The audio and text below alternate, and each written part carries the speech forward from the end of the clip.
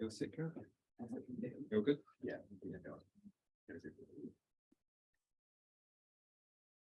Tēnā koutou katoa.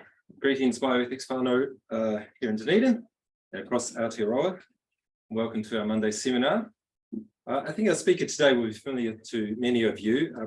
Emeritus Professor Grant Gillette was one of the first academic appointments to the Bioethics Centre, and he was a integral member of the team for almost 3 decades. So he started in '92 and only has just recently retired. He, whilst here in the centre as a lecturer, then graduating to professor, he also practiced as a neurosurgeon for much of that time and taught a number of philosophy papers, which is where I first met him actually. And then eventually I came over to the centre to do a PhD with Grant. Retirement hasn't stopped him. He just told me he's finished another book called The Neurodynamic Soul, and that'll be published with Wiley towards the end of the year, aiming for the Christmas market, he says. So that's one to consider. Today's topic is connected, looking at the rhythms of the soul. It'll be a distillation, I think, of some of the key ideas there. So welcome again. Welcome, Grant. Thanks very much for coming back to speak to us today.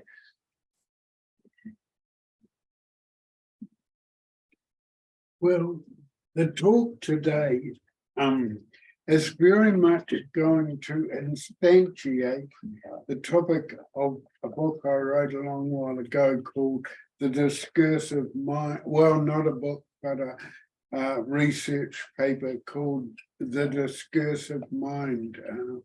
I wrote it with a very prominent social psychiatrist called Ron Harry. The focus today will, however, launch from the work of another recently deceased, kind of semi-infamous person. Semi-infamous because his life was arguably shaped by the infamy of his father, who was the Walter Freeman who developed and then propagated throughout the US the practice of frontal lobotomy, as was explored in the film, which the name of, I always forget the name of them, but One Flew Over the Cuckoo's Nest. So Walter Freeman III, by contrast with his father, who was a psychiatrist and initiated and then developed this practice of frontal leucotomy, which destroyed the lives of a number of people, as well as impairing the lives of others and making them socially inept, really. Did all his experimental work on live rabbits.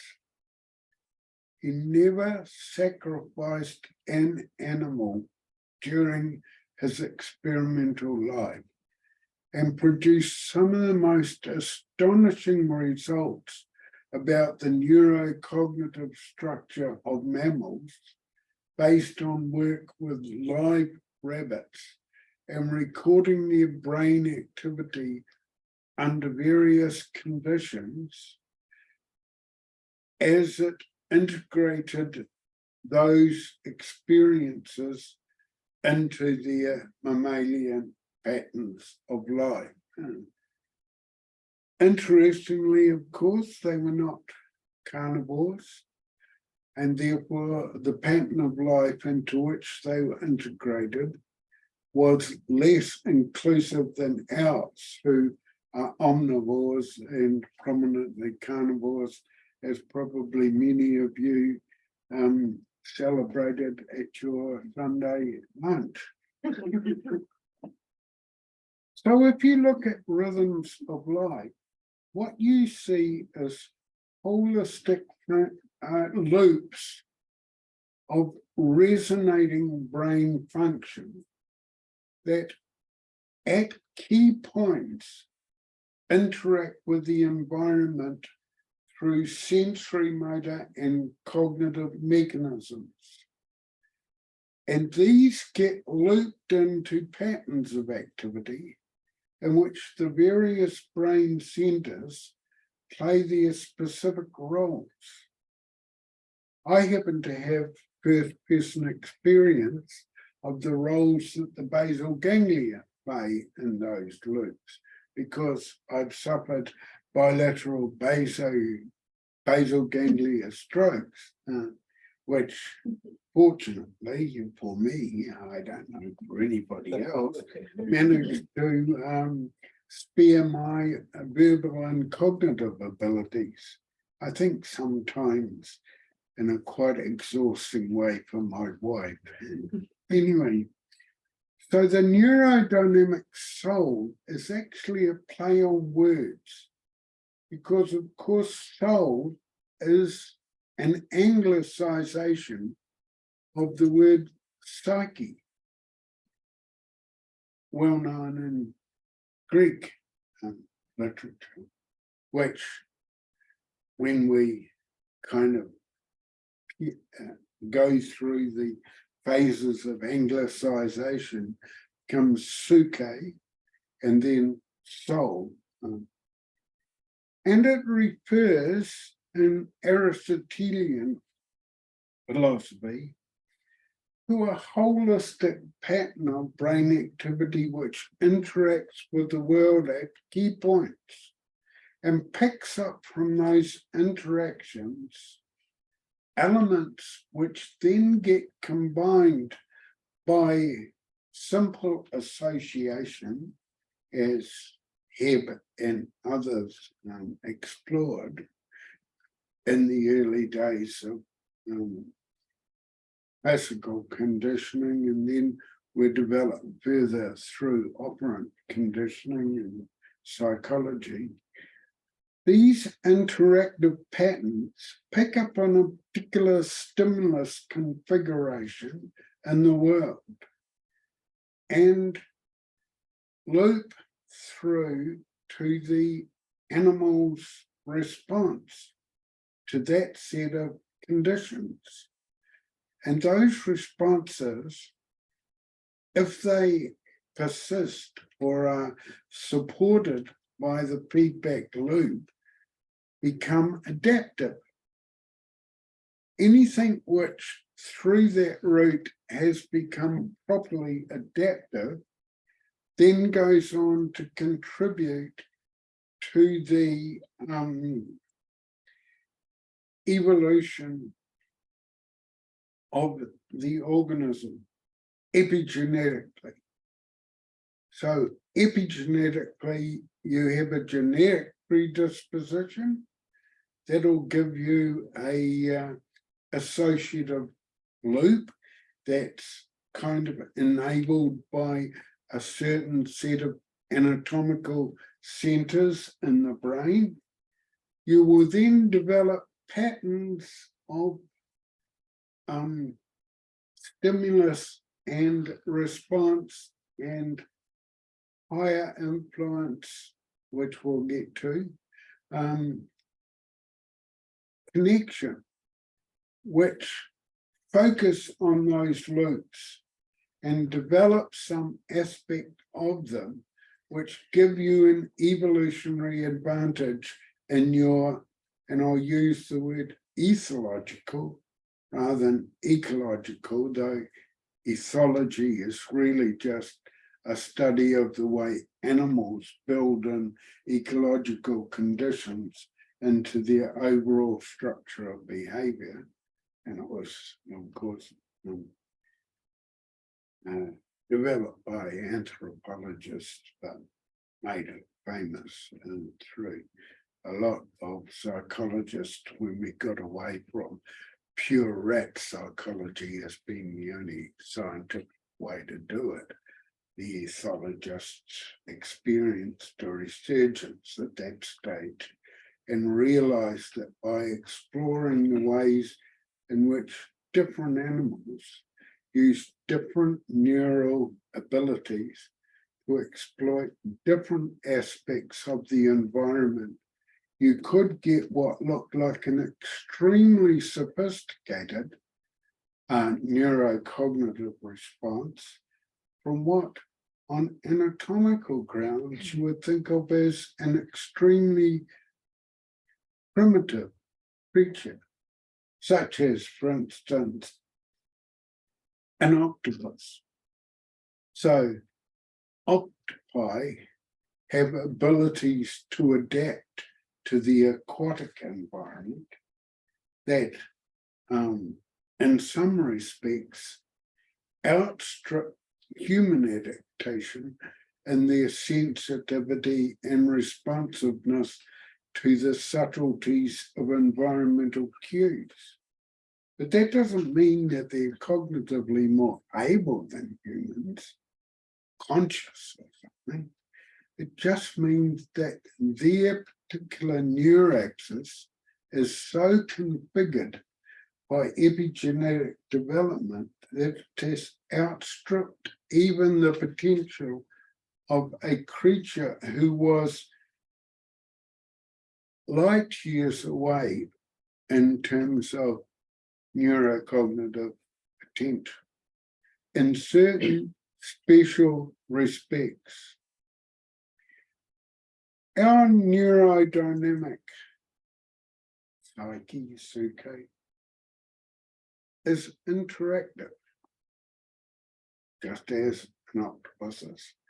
But prominently in our interactions is the most developed predator or creature within our ethosphere.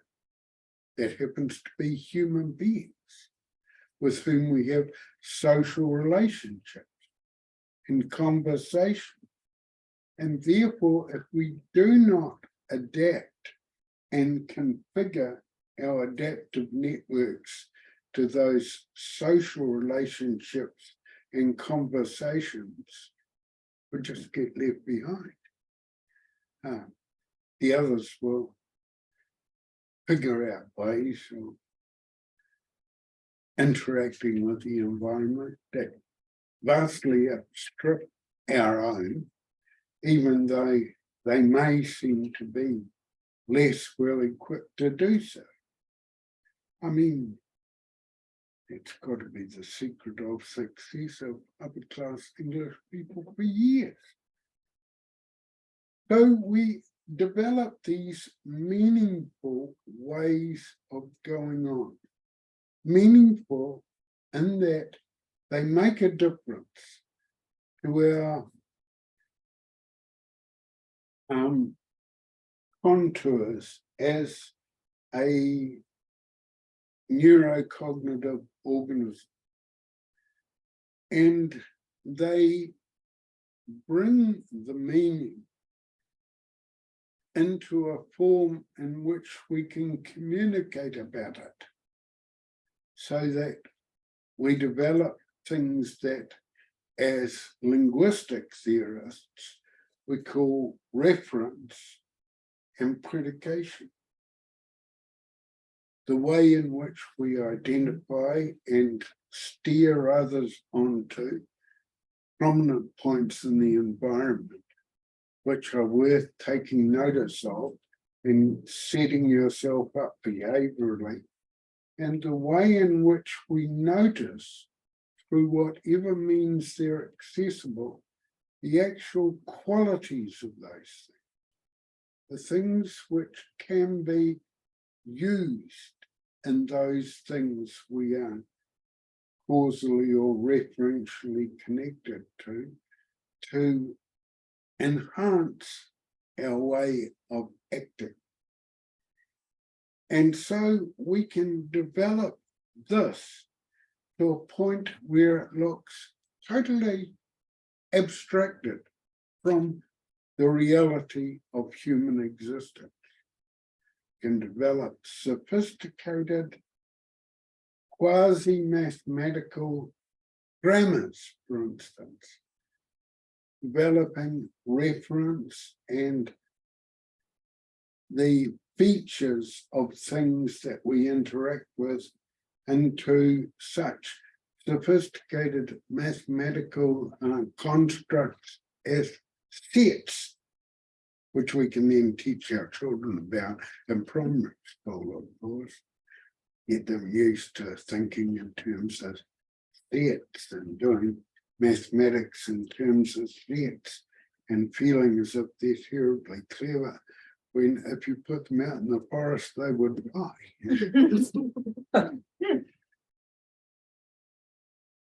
I mean, that's a kind of cognitive version of being too heavenly minded to be any earthly good. The truths with which we universally interact are therefore mediated through language and through our biopsychosocial existence in the world. In fact, if we were to use something starting with the same letter as biopsychosocial, we could go continental and call it our being in the world. That would sound terribly artistic, whereas biopsychosocial sounds much more kind of medical and practical, and the sort of thing you might teach at medical school, whereas actually most of the patients your doctors will be dealing with are all bound up with the complexities of their being in the world, which is biopsychosocial, but it's also creative and unbound by the existing conditions that are there in certain ways, although it referentially and interactively links to them in certain ways. In the context of this reaction to the biopsychosocial world, which must be adaptive to persist, we develop something which is a mode of cognition, especially directed to those most powerful, most important features of the environment, which are the human inhabitants and cultures occupying that environment, giving it a certain flavor, a certain way of people responding to it. Hence, there's a famous incident reported from Cambridge University, where Wittgenstein had just finished developing a terribly complex, abstract mathematical theory of human thinking and logic. And it was all tied around logical or mathematical form. And famously, I forget whether it was dinner or lunch in college, a visiting Italian economist called Schraffa, S-R-A-F-F-A, said, "So what is the logical form of that?" Now, for those of you who are familiar with Italian culture, that is a way of saying a fig for what you say. Why should I take any notice of that? With any stuff out of your mouth. Why should it? Doesn't make any difference for the world. But that, of course, is an Anglicization. So in thinking of these reactions we make to one another and interactions within conversations and ways of going on from day to day, we philosophers have developed the concept of reactive attitudes, where you kind of ought to do something. I mean, it's hard to be exactly precise about them sometimes, exactly what form they should take. But, I mean, you kind of get to know. Whereas, so that someone might say to somebody, you shouldn't treat your daughter like that. And what he's referring to, or she, is there's something wrong about your reactive attitudes. There's certain facts about human interaction and intersubjectivity that you're not building in to the way you're relating to your daughter. One could point to a number of dimensions about this, and one might therefore understand some of the complexities that you are misguidedly just bludgeoning your way through as you deal with your daughter. But what you lack are the right kind of reactive attitudes which will make a difference in the way you relate to the most important creatures in your world, who are your family and particularly your offspring. Mind you, we can sometimes be a little over-focused that and not realise that there's something holistic about the way children apprehend what's going on. That means that individual moments become textured or coloured by the total context in which they belong, not just by some kind of isolated, abstract description of the moment. Because now that is part of what some prominent writers in the ethics, sadly passed away now, but one of them was Philip of Foot, an absolutely wonderful person that very inclusive in the way she related to you and knew perfectly well how unphilosophical the naive attitudes of a kind of brain surgeon were likely to be on arriving in Oxford, and calmly, in the process of certain conversations in one of the colleges, managed to lead even that philosophically dull brain surgeon into positions which had a lot more going for them.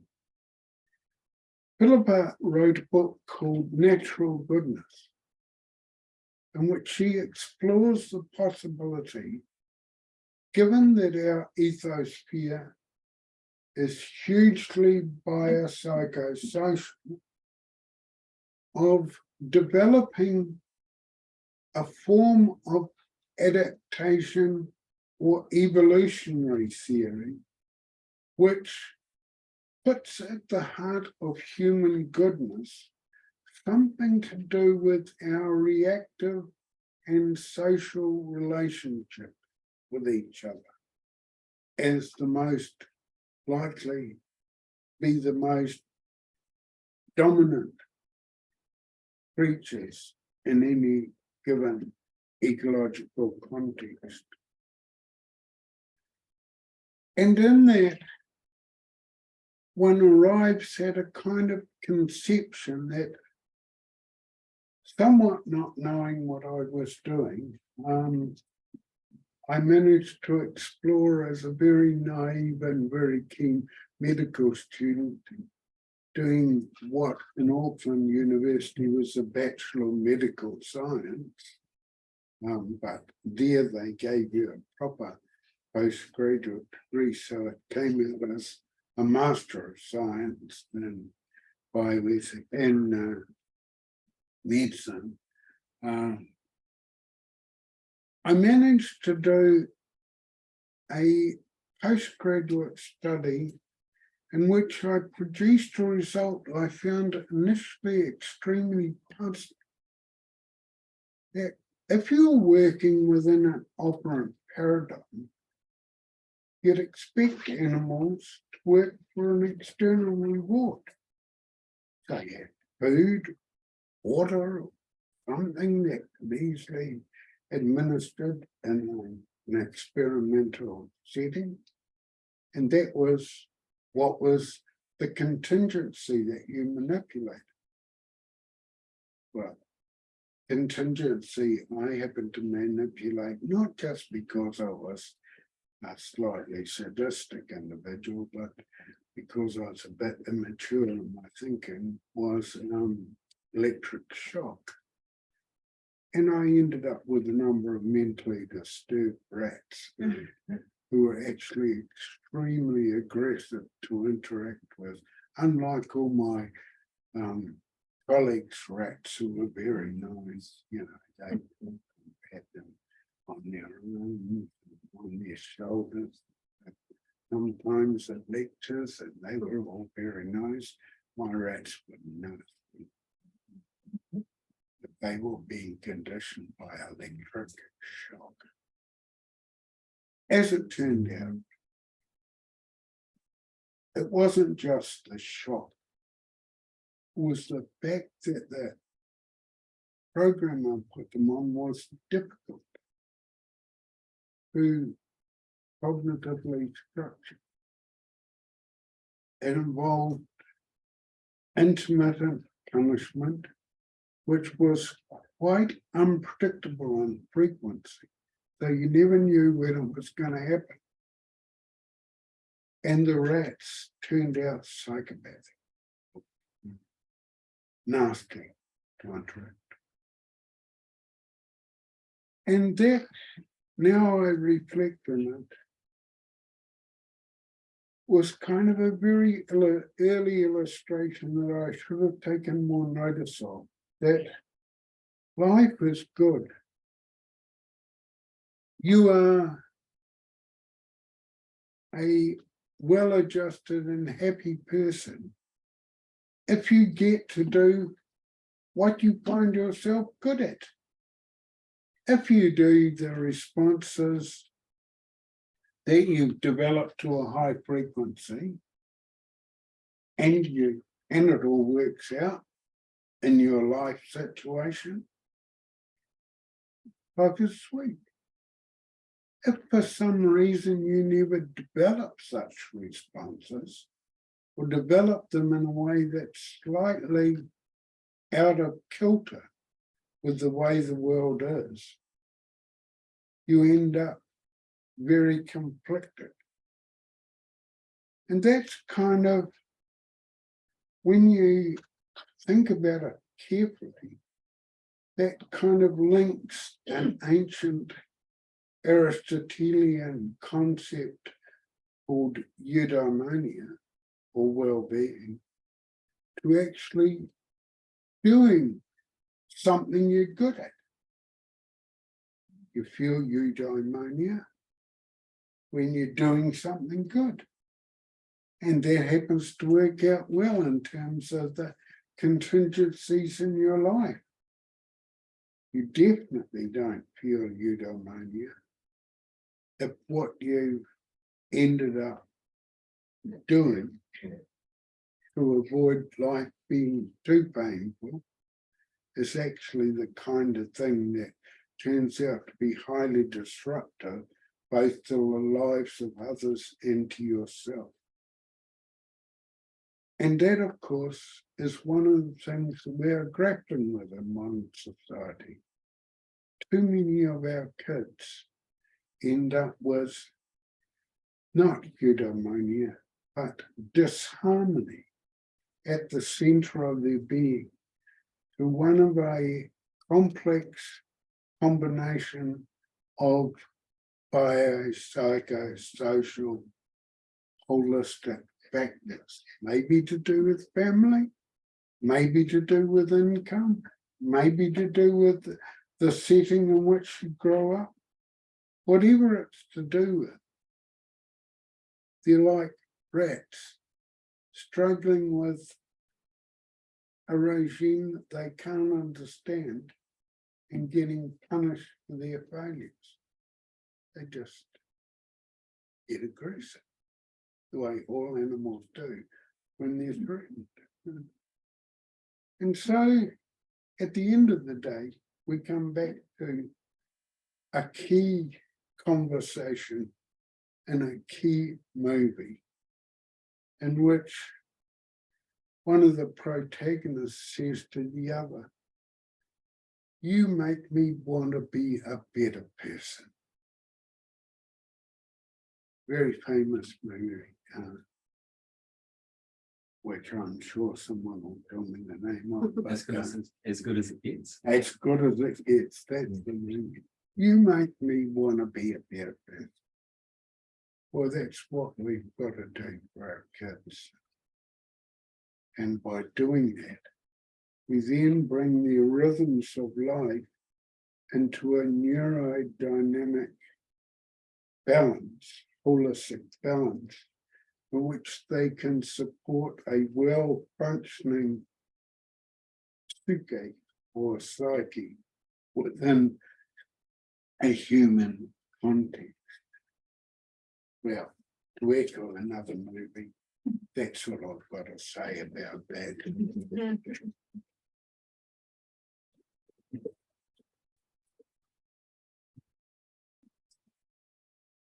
Thank you, Grant. Right, so we have an opportunity for discussion, questions. If there's any of the points that you'd like to pick up on, I'm sure Grant will be happy to do so. We have a hand from the, it's Neil's happy. If you want to ask a question from the room, just put your hand up. If you're online and you would like to make a comment or ask a question, please stick up, or either just turn your video on and let me know, or you can use the hand function. Okay. Yes, sir, at the back. Thank you. Thanks for that. I just wanted to ask about the word realism a few different times in your presentation, and of course, if you think about realism in the philosophy of language, it can mean different things. The meaning of one expression is maybe dependent on the meanings of other expressions. Yes. Would be one way, a kind of semantic holism. It could also be a holist about the confirmation of, say, belief states. So the Yes. like that. Yes. Don't do it one by one, but it has to be a network that gets assessed. So I was just wondering, what kind of holism is it you're relying on in those comments? Right. Well, the other word biopsychosocial means quite a lot here, because when we think of holism in that context, it means that any of the contributory elements are very difficult to distill and abstract from without there being a context in which all the others are making their own contributory parts, even though those contributory parts may not be able to be denumerated. And when you think about the brain, that is very much like the associative structure of the brain. When you look at our neurodynamics being picked up through scalp electrodes, and which bits of the brain are shown to be active in those, some of them you realize have got an almost undetectable contribution to the whole, and wouldn't show up unless you saw the moment in the dynamic cycle of microseconds long, when that bit of the brain was looped into the ongoing and changing pattern and ended up with a particular mode of the whole animal responding to that situation. So that's the kind of holism I mean, and that many of the single neuron contributions to a whole brain state are so subtle and mathematically minuscule that you would never think they were an important part of what's going on, and therefore you'd never see them appear in your abstract or scientific description of the process by looking at significant variables and so on. Does that answer, or did I slightly miss the point? No, I think I get the idea. So the holism is actually beneath the level of individual brain states, and it's in terms of the contributions that neural activity make with respect to particular brain states that the holism comes into play. Well, as you alluded to, the holism in linguistic theory is also significant in that, you know, as Norman Wisdom with his slightly delicate or precious way of philosophizing about language, uses one of the examples in which a woman is at a hat shop and asks her companion woman what she thinks of the hat. And the companion says, "My dear, it's the Taj Mahal." And that's the end of that buying episode.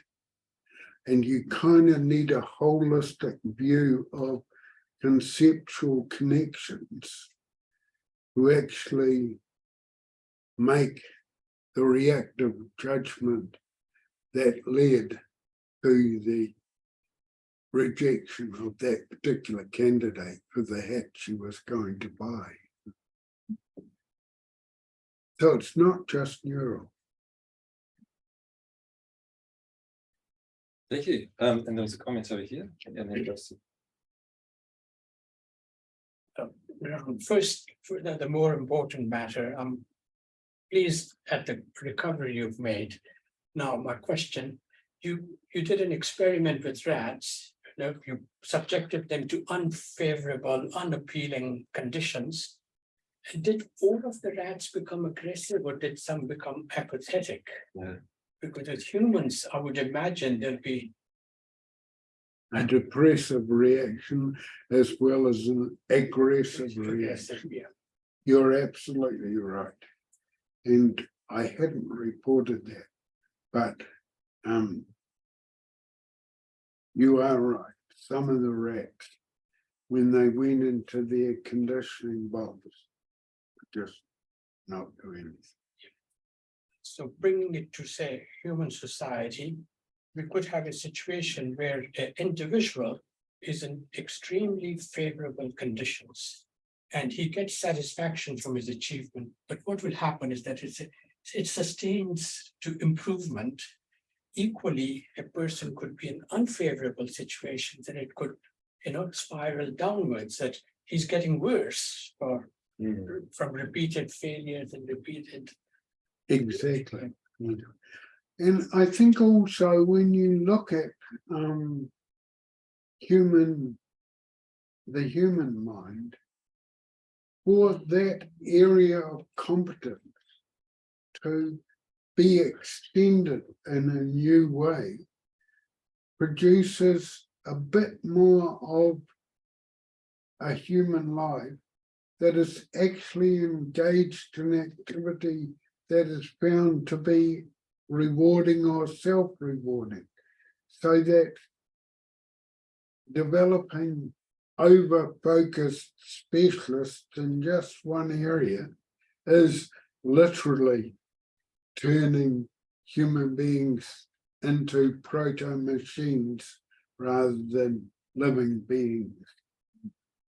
The reason, and I realize all this, the reason I'm getting a bit concerned about the emphasis being placed that some kids now going through schools which are Maori immersion, they are not going to be advantaged when they come out of school. If it could be in a few years' time we could have a. However, thank you. I'll get others. Well, you've got to remember that if you learn 2 languages rather than learning 1, you consistently score higher on IQ tests.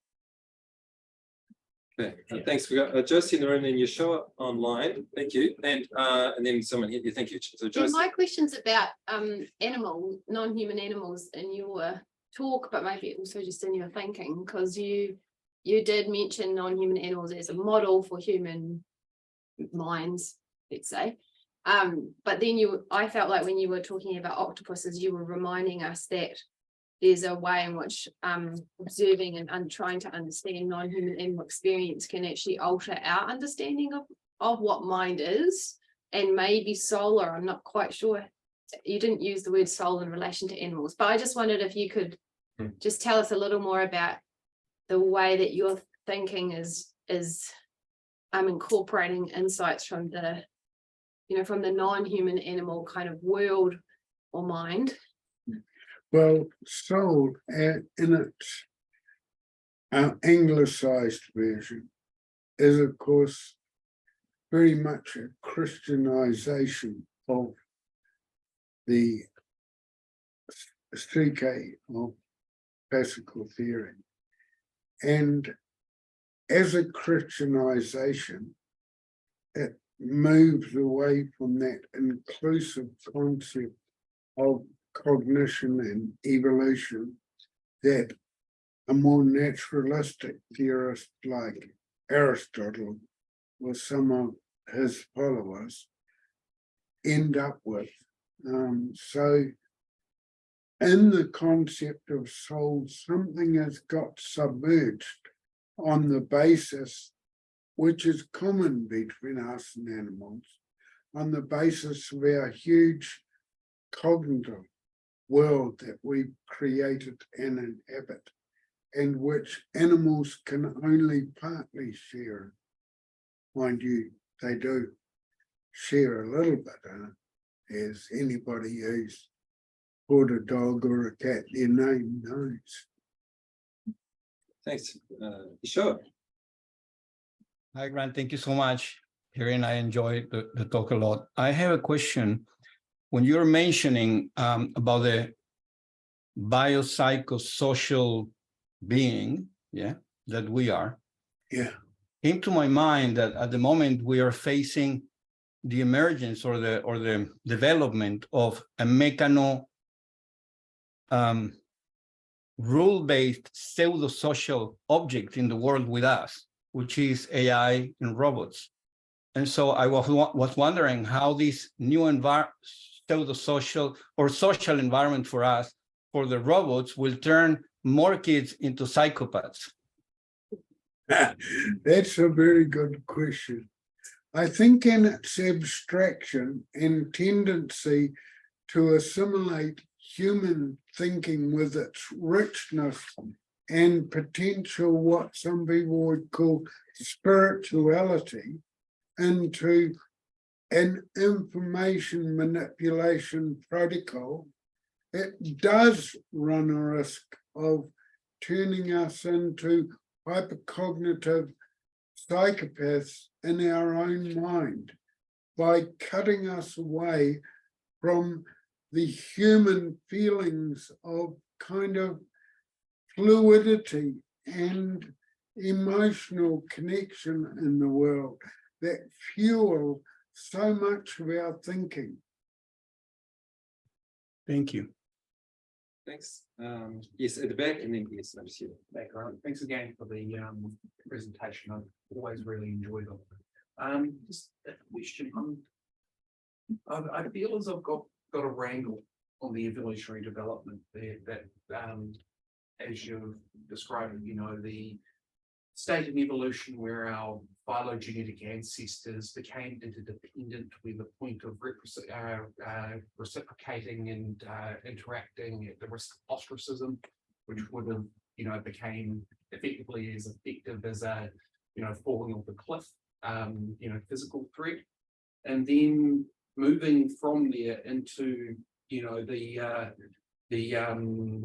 psychological realm, this huge cognitive world where it almost sort of fell into place where Foot's naturalist ethic, sort of the biological kind she describes, kind of bridges that gap between the sort of going from the being biological animal humans into the social, related, evolving into that space, and then further evolving into the psychological from the foundation built from that social space.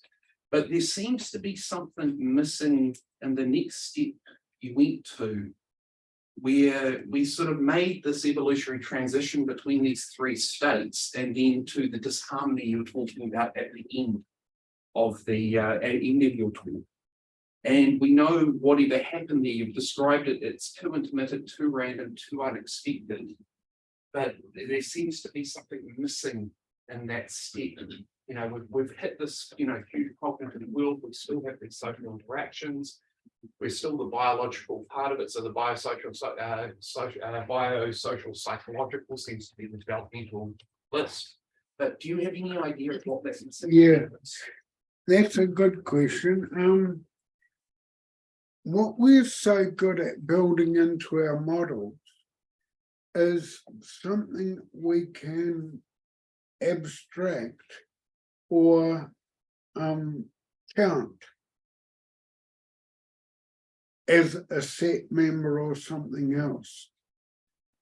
What we're not so good at building into that kind of model that we increasingly use for human intelligence is the other thing, the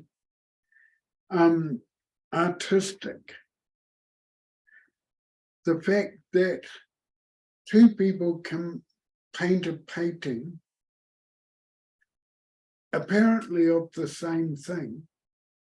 One of them we resonate with, another one we feels like a good painting. And that's, I think, what Cubism is about, or Cubism. There is a kind of inclusive resonance there, which means that quantum Bayesianism, which is the basis of Cubism, means that quantum Bayesianism has variables of human cognition that tenuously reach off in certain directions and allow a huge amount of creativity, not only in art, Cubism, but in quantum theory, Cubism, which of course the link between the two, the assonance between the two is an interesting point. So just as a follow on, sorry, I'm just getting my head wrapped around that. The sort of path that has led us to this disharmony potentially derives from this way we have structured the cognitive world we have created interdependently. No, the structure is misplaced. The problem with neural networks is that they're not structural. They're continuous and unbounded within the kind of sphere that they've defined for themselves. And many of the connections are in fact apparently subliminal until they get strengthened by association, and then they become liminal. You can actually detect them. But many of them start off as kind of not even worth considering. Thanks. Yes. Do you think that with the biopsychosocial factors, do you think that like mental illness and brain damage is a one-way result of these factors, or can it go both ways? Do you think it like also increases the risk as you progress further into it? Does that make sense? Well, the biopsychosocial model has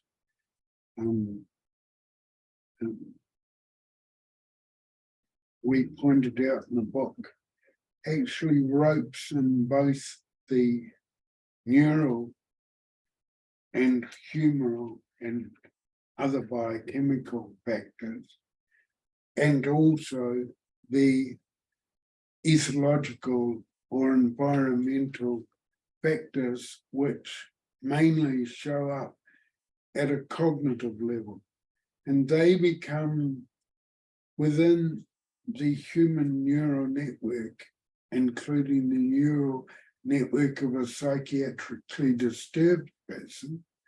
They become mingled or miscible in the sense that there's an MISC in there, not an MISS. So they are miscibly, in that C sense, combined. And it is very difficult to tear apart one mechanism from the other.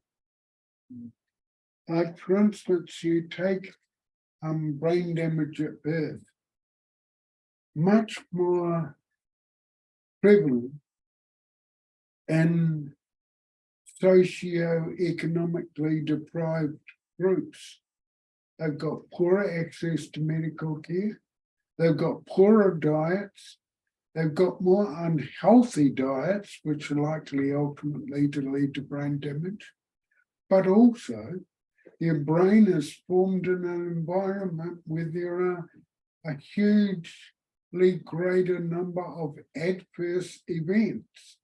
And you could just try and add race into that, and you get yet another complexity that has to be miscibly integrated into the same kind of explanatory structure.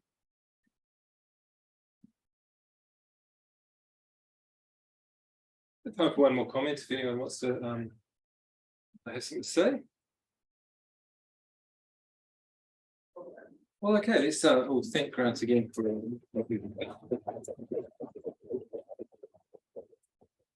I almost reflexively started because the clapping stimulus usually invokes clapping. Thanks again, Grant. Thank you, Grant. So a break next week with the Easter holiday, but we'll be back in action in 3 weeks' time, I think.